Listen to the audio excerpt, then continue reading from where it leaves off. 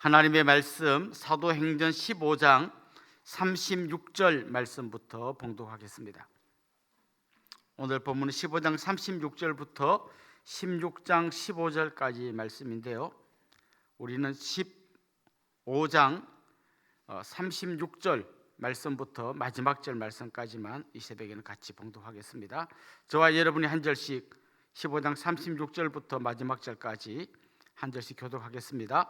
며칠 후에 바울이 바나바더러 말하되 우리가 주의 말씀을 전한 각 성으로 다시 가서 형제들이 어떠한가 방문하자 하고, 바나바는 마가라 하는 요한도 데리고 가고자 하나 바울은 밤빌리아에서 자기들을 떠나 함께 일하러 가지 아니한 자를 데리고 가는 것이 옳지 않다 하여 서로 심히 다투어 피차 갈랐으니, 바나바는 마가를 데리고 배 타고 구브로로 가고 바울은 실라를 택한 후에 형제들에게 주의 은혜의 부탁함을 받고 떠나 수리아와 길리기아로 다니며 교회들을 경고하게 하니라.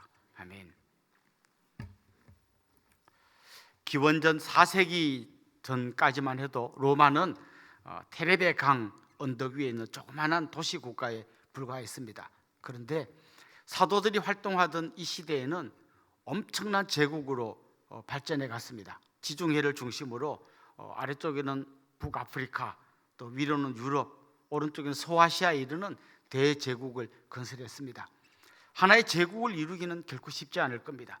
로마가 이렇게 제국을 이룰 수 있었던 것은 일단 군대를 굉장히 강하게 만들었습니다. 새로운 군대 조직을 만들고 또 새로운 무기를 개발하고 군대 체계를 아주 질서정연하게 만들면서 대제국을 만들었습니다. 그런데 여러분, 하나의 제국을 이루려면 굉장히 다양한 민족들이 그 안에 다 들어와야 되고 그 안에 수많은 불만들이 있을 텐데, 이게 단지 군사력만 강해진다고 제국이 되지는 않을 겁니다. 그래서 로마는 나름대로 이 전체 제국을 하나로 묶기 위해서 굉장히 애를 썼는데, 그 중에 하나가 뭔가 하면 종교에 대하여 굉장히 관용 정책을 썼다는 겁니다. 자기들이 원래 믿던 종교를 그대로 믿을 수 있도록 다 허용해 주었습니다. 그러다 보니까 제국 안에 들어온 사람들이 크게 불만 없이 그냥 그 제국의 질서에 순응하게 되었습니다. 그런데 이 로마가 종교의 다양성을 인정해 주는 대신에 한 가지 요구를 했습니다. 그냥 자기 종교를 믿어도 되는데 1년에 한 번씩은 그들이 황제의 신상 앞에 나와서 황제가 나의 주님이다 라고 하는 고백을 하게 했습니다. 그리고 그 고백을 한 사람은 한 번 그러고 나면 그 다음부터는 자기 종교를 마음껏 믿을 수 있도록 해주었습니다. 그래서 대부분의 사람들은 굉장히 이 정책을 좋아했습니다. 그런데 유독 이걸 싫어하는 사람들이 있었습니다. 바로 기독교인들이에요. 1년에 한 번 입만 뻥긋뻥긋하면 되는데 자기들이 이걸 못한다는 거예요. 왜냐하면 자기들의 주님은 예수 그리스도 한 분밖에 없다. 이게 바로 그들의 믿음이었습니다. 결국 그들은 굉장히 핍박을 받습니다. 때로는 감옥에 갇히기도 하고 매를 맞기도 하고 자기 집에서 쫓겨나기도 하고, 또 어떤 경우에는 심지어 붙들려 가서 사자밥이 되는 그런 굉장히 어려운 고통을 겪었습니다. 여러분 어떻게 생각하십니까? 너무 융통성이 없지 않습니까? 그냥 적당히 좀 말 한마디만 해주고 그냥 열심히 신앙생활 하면 될 텐데 왜 별거 아닌 같은 그거 하나를 못 해가지고 이렇게 어려움을 겪는 걸까요? 분명히 우리가 알아야 할 것은 복음 안에는 절대로 융통성이라는 게 있을 수 없습니다. 진리를 온전히 100% 순전하게 지키지 않으면, 그게 1%라도 불순물이 들어오면 그건 굉장히 우리 신앙에 치명적인 결과를 가져옵니다. 빵을 부풀게 하기 위해서 베이킹 파우더를 넣어야 되는데 거기에 불순물이 섞이면 빵이 제대로 부풀지 않습니다. 하나님께서는 우리에게 융통성 없는 순전한 복음을 지킬 것을 요구하십니다. 자, 그런데 반대로 교회는 굉장히 융통성이 있는 공동체여야 합니다. 진리에 대해서는 굉장히 엄격하게 그 진리를 지켜야 하지만 진리가 아닌 것에 대해서는 굉장히 열려있는 공동체여야 합니다. 바울은 시장에서 파는 그 고기를 먹어도 되나 안 되나 하는 문제 때문에 교회가 굉장히 어려워하는 걸 보고 이렇게 이야기했습니다. 그 당시에 우상에게 제물로 바친 고기를 시장에 내다 팔았습니다. 그럼 이 고기는 좀 그냥 평소에 바로 우상에게 안 바치고 나온 고기보다는 훨씬 가격이 쌌습니다. 그래서 좀 가난한 사람들은 그 싼 고기를 사 먹었습니다. 이거 그리스도인이 먹어도 될까요, 안 될까요? 그것 때문에 교회 안에 다양한 분란이 일어났습니다. 아니 어떻게 우상에게 바친 고기를 먹냐 이렇게 말하는 사람도 있고, 내가 우상에게 절한 것도 아니고 나는 그냥 싼 고기를 사 먹을 뿐인데 왜 그걸 갖고 말하냐 이렇게 생각하는 사람도 있었습니다. 바울의 생각은 이랬습니다. 순전한 복음을 지키기 위해서 나는 우상에 바쳐진 고기인 걸 알면 절대 안 먹겠습니다. 그 사람 신앙도 훌륭하다. 그리고 그건 상관없다. 나는 싼 고기를 먹어도 상관없다. 뭐 그것도 괜찮다. 둘 다 아무 문제 없다고 생각했어요. 바울 개인의 의견은 먹어도 괜찮다라는 게 자기 의견이었어요. 그런데 그는 이렇게 말합니다.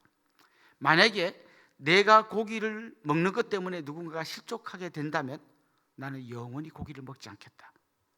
그는 먹어도 되고 안 먹어도 되고, 특별히 그는 먹어도 아무 문제가 없다 생각했지만 그래도 그것 때문에 누가 힘들어한다면 나는 영원히 고기를 먹지 않겠다. 이게 교회가 가져야 될 융통성인 것입니다. 어거스틴이라고 하는 아주 유명한 신학자는 여러분이 많이 들어본 이 말을 남겼습니다. 본질에는 일치를, 비본질에는 관용을, 모든 일에는 사랑을. 한 번 더 말씀드릴게요. 본질에는 일치를, 비본질에는 관용을, 모든 일에 사랑을. 이게 우리가 새겨들어야 할, 무엇이 우리가 목숨 걸고 지켜야 할 진리이고 또 무엇이 우리가 융통성 있게 가야 하는가라는 것을 생각하는 그런 좋은 어떤 말씀이라고 생각합니다. 만약 이게 뒤집히면 교회에 심각한 위기가 옵니다. 진짜 지켜야 될 본질은 대충 뭐 이래 믿어도 되고 저래 믿어도 되고 예수님 없이도 천국 갈 수 있고 뭐 다 괜찮다 이렇게 하면 교회 위기가 옵니다. 반대로 정말 우리가 생명 걸어야 될 진리가 아닌 것에 대해서 거기에 사람들이 생명을 걸고 목숨을 걸고 다투면 교회에 위기가 오게 됩니다. 자, 이 사도행전 15장은 무엇을 지켜야 하고 무엇을 융통성 있게 해야 되는가를 보여주는 아주 중요한 본문입니다.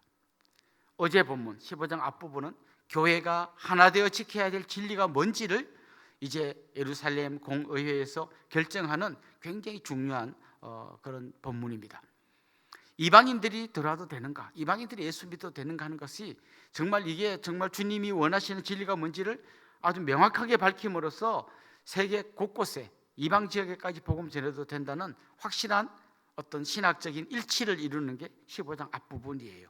그런데 오늘 우리가 같이 읽은 이 뒷부분은 교회가 어떤 부분에서 융통성을 가지고 하나 되어야 하는가를 보여주는 아주 소중한 본문입니다.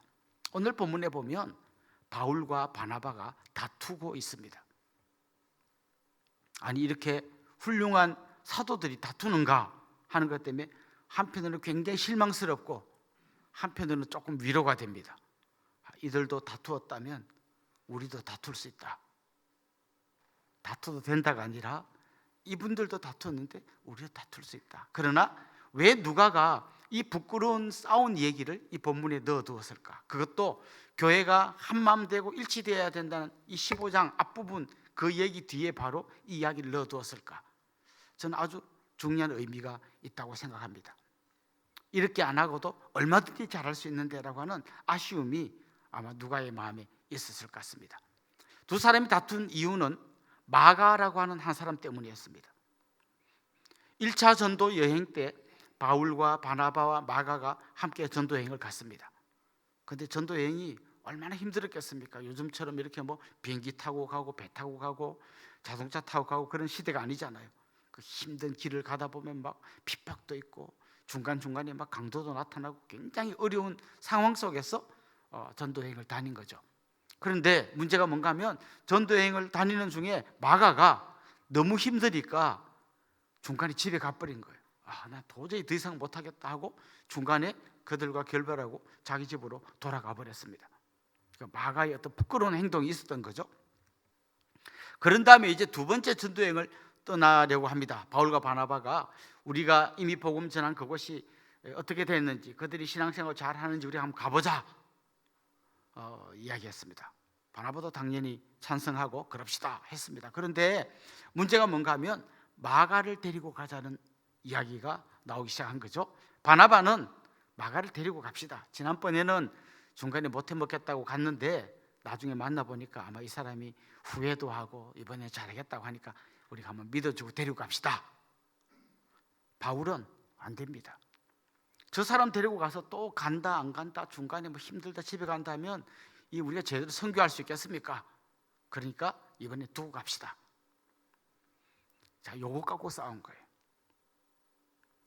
바나바는 성경에 나오는 바나바의 스토리를 다 모아보면 굉장히 사람 중심인 그런 사람이에요.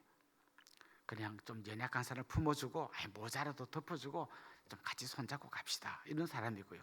바울은 굉장히 일 중심인 사람이에요. 일이 되게 하는 사람이에요. 막 일이 되게 하는데 누가 중간에 그렇게 당신 좀 나오시오 빠지시오 이러는 사람이에요. 여러분 생각에 누가 옳습니까? 이건 옳고 그름의 문제가 아니에요. 이건 진리가 아니에요. 이거는 복음이 아니에요. 이거는 좀 더 융통성을 가지고 같이 이야기해야 될 문제예요. 그런데 이것 때문에 우리가 존경하는 바울과 바나바가 싸웠습니다. 그것도 아마 크게 싸운 것 같아요. 그런데 가만 생각해 보면 바울이 상당히 괘씸한 사람처럼 보입니다. 원래 바울은 예수 믿는 사람 핍박하던 사람이었고요. 예수님 만나서 그가 회심했잖아요. 회심하고 나 이제 회개했습니다 하고 교회 공동체로 들어오러 갈 때 사람들이 다 못 들어오게 했어요. 저 사람 분명히 거짓말로 교회 공동체에 들어와서 우리 믿는 사람들을 싸그리 잡아가려고 저 사람 가짜로 저러는 거다. 그때 아닙니다. 이 사람 진짜 회개한 거 맞습니다. 이 사람 받아줘야 합니다. 손잡고 성도들을 설득하고 교회 공동체로 들어올 수 있게 도와준 가장 소중한 일을 한 사람이 누군가 하면 바나바예요. 바나바가 그렇게 했기 때문에 바울이 공동체에 들어올 수 있었어요. 바나바가 굉장히 열린 마음으로 그의 과거를 다 덮어주고 품어줬기 때문에 바울이 공동체에 들어올 수 있었어요. 그런데 정작 자기가 들어와 가지고는 이렇게 단호하게 해야 됩니다 하고 마가를 내치자고 한 거예요. 그런데 여러분 생각해 보십시오. 사람 중심으로 가면요 일이 잘 안 됩니다. 그럴 수밖에 없어요. 이 사람 저 사람 다 품어주고 하다 보면 일이 잘 안 돼요. 하다가 나 못하겠습니다. 집에 갈랍니다. 그 사람 붙들고 설득하고 뭐 이러다 보면 제대로 전도가 되겠습니까? 아마 바울은 그렇게 생각했을 거예요. 마가 한 사람도 중요하지만 우리가 가야 할 그 선교지에 있는 더 많은 사람을 우리가 품어야 되지 않겠느냐. 마가 한 사람 이렇게 품어주려다가 더 많은 사람을 놓치면 이 영혼도 중요하지만 선교지에 있는 영혼도 중요하지 않냐. 아마 바울은 그렇게 말했을 거예요. 바나바는 이렇게 말했을 거예요. 그 말도 맞는데 마가가 옛날에 마가가 아닙니다. 지금은 회개하고 이제 잘하겠다고 하지 않습니까? 한 번 더 믿어줍시다. 그리고 또 이 마가가 가서 조금 그 약간 내먹인다고 우리가 전도를 아예 못하는 건 아니지 않습니까? 다 할 수 있습니다. 갑시다. 아마 요랬을 거예요. 그래서 대판 싸웠어요. 그 결과가 어떻게 됐나 하면 둘이 갈라졌어요. 그래서 같이 선교여행을 간 게 아니고 바나바는 마가를 데리고 따로 선교여행을 가고 바울은 실라를 데리고 또 따로 갔습니다. 결과적으로 보면 잘 된 거예요. 선교팀이 두 팀이 된 거예요. 그런데 이걸 보고 우리가 잘 됐다고 할 수 없습니다. 교회가 싸워가지고 교회가 두 개 됐다고 교회가 하나였는데 두 개 됐구나 이렇게 말하진 않습니다. 굉장히 아쉬움이 남는 장면입니다. 그런데 저는 왜 누가가 이걸 여기 넣어두었을까? 하나의 어떤 경고를 하는 거죠. 사실 우리 한국 교회 안에도 이런 분쟁이 굉장히 많습니다. 그런데 왜 싸우나 하면 전부 다 교회를 위해서 싸웁니다. 어떤 사람은 교회는 이래야 된다, 어떤 사람은 저래야 된다, 그거 가지고 싸웁니다. 처음엔 둘이 싸우다가 두 패가 되고 1층에서 예배드리는 교회가 있고 2층에서 예배드리는 교회가 있습니다. 많습니다. 그런데 왜 그럴까요? 무엇이 우리의 본질이고 무엇이 비본질인가를 혼동하면 이런 싸움이 나게 돼 있습니다. 우리 교회 처음 오시는 분들이요 굉장히 눈에 거슬려 하는 것들이 많이 있습니다. 본인이 오랫동안 신앙생활을 하던 방식하고 자기가 다니던 교회하고 우리가 다른 게 많습니다. 그것 때문에 굉장히 불편해하는 분들이 있습니다. 제일 많이 들어본 불평 1번, 왜 성가대석이 없습니까? 저쪽에 성가대석을 만들고 거기서 찬양하면 되는데 왜 앞에 쭉 나와서서 찬양을 합니까? 이거 1번이에요. 2번, 그리고 이 양 나오려면 가운을 입고 또 복장을 통일해서 나오지, 와 지멋대로 빨간 옷 파란 옷 입고 나옵니까? 이거 2번이에요. 여러분 어떻습니까? 또 어떤 분은 왜 자꾸 일어서라 하고 앉으라 합니까? 그냥 앉아서 예배를 드리지 막 시작할 때 왜 일어서고 손을 들고 끝날 때 또 일어서고. 저는 그게 싫습니다. 또 어떤 분이 이렇습니다. 우리 옆에 있는 분과 인사합시다. 주님 이름으로 사랑하고 축복합니다. 부끄럽고 창피하고 알지도 못하니 자꾸 막 인사하라고 하냐, 이것도 싫어하는 분이 있어요. 사람마다 생각이 다 다른 거예요. 그럼 이거를 1000명의 사람이 1000개의 생각을 갖고 있는데 이 사람 말 들어주면 이 사람 말이 안 맞고 이 사람 말 들어주면 이게 안 맞고 다 혼동됩니다. 그때 우리가 생각해야 될 게 한 가지 있습니다. 나하고 다를 수도 있구나. 내 생각이 틀릴 수도 있구나. 또 중요한 건 뭡니까? 교회는 다양한 사람이 모인 곳이고 그 사람이 모여서 하나됨을 이루는 곳이구나. 이걸 우리가 기억해야 됩니다. 나중에 바울과 바나바는 어떻게 됐을까요? 불구대천의 원수가 돼서 다시는 얼굴을 안 보는 사람이 됐을까요? 나중에 보면 다 화해가 이루어졌습니다. 고린도전서 9장 6절에 보면 바울이 이렇게 말합니다. 어찌 나와 바나바만 일하지 아니할 권이 없겠느냐. 나도 열심히 일하고 바나바도 열심히 일하는데 우리도 충분히 쉬려면 쉴 수 있다, 이런 얘기를 하는 건데요. 바나바가 열심히 사역하는 것을 그가 칭찬하고 있습니다. 골로새서 4장 10절에 보면 이런 말씀이 나옵니다. 마가가 이르거든 영접해줘라. 이 마가가 누굽니까? 바울이 그렇게 꼴배기 싫어서 너 빠져 했던 사람입니다. 그런데 골로새서에 가보니까 마가가 너희들에게 가거든 너희가 그를 잘 영접해줘라, 이렇게 이야기합니다. 마가가 이제는 변화된 사람이고 사역을 잘하고 있다는 걸 바울이 인정해 준 거죠. 디모데후서 4장에 보면 마가가 바울의 일에 유익하다라고 이야기합니다. 이제 마가가 바울을 잘 도와주는 신실한 사람이 되었다고 이야기하는 겁니다. 결국 오늘 본문을 통해서 우리가 기억해야 될 것은 좀 더 성숙해져서 마가를 데리고 갈 수도 있고 마가를 두고 갈 수도 있는 서로가 서로에 대해서 좀 열린 마음을 가져야 된다는 걸 이야기하는 거죠. 사실 교회는 회사가 아닙니다. 회사는 가장 적은 돈을 써서 가장 많은 수익을 남겨야 되는 게 회사입니다. 그런데 교회는 그런 곳이 아니에요. 교회는 효율을 중시하는 공동체가 아닙니다. 물론 그렇다고 효율을 무시해라는 말이 아니지만 때로는 굉장히 비효율적인 결정도 해야 됩니다. 예를 들면 한 사람의 귀신 들린 사람을 구해주려고 12명의 사도가 풍랑이는 바다를 통과해서 거의 죽을 뻔하면서까지 가서 그 한 명을 기도해주고 귀신을 쫓아내주고 돌아올 수도 있어야 합니다. 그 12명의 제자들은 속으로 생각했을 거예요. 저 귀신 들린 사람 하나 고치려다가 우리 12명 다 죽을 뻔했다. 얼마나 비효율적입니까? 그러나 때로는 한 영혼을 위해서 굉장히 비효율적인 일도 해야 되는 것이죠. 자, 결국 주님께서 우리에게 마지막으로 남기셨던 말씀 우리가 깊이 새겨야 됩니다. 주님은 성령의 하나되게 하심을 힘써 지키라, 이렇게 말했습니다. 성령께서는 끊임없이 우리를 하나되게 하려고 합니다.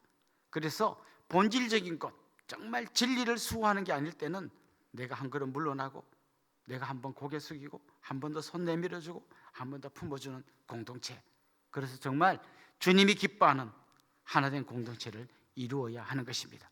교회만 그럴까요? 여러분의 가정도 마찬가지입니다. 왜 가정에 분란이 일어나고 여러 가지 문제가 생길까요? 내가 옳고 당신이 틀렸다 하면 그 가정은 끊임없는 싸움, 이혼, 이런 길로 가게 돼 있습니다. 한 발 물러서서 정말 내가 목숨 걸고 지켜야 될 게 아니면 좀 다른 방식으로 서로 이해해주고 품어준다면 좀 더 아름다운 공동체가 될 것입니다.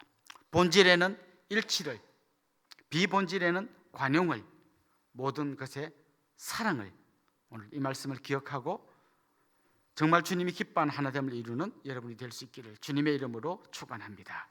기도하겠습니다. 하나님 아버지, 우리의 눈을 열어주시고 우리의 귀를 열어주시고 우리의 마음을 열어주시옵소서. 정말 본질적인 거 지킬 때는 생명을 걸고 지키게 해주십시오. 그러나 비본질적인 것에 대해서는 좀 더 마음을 열고 귀를 기울일 수 있는 우리가 되게 하여 주시옵소서.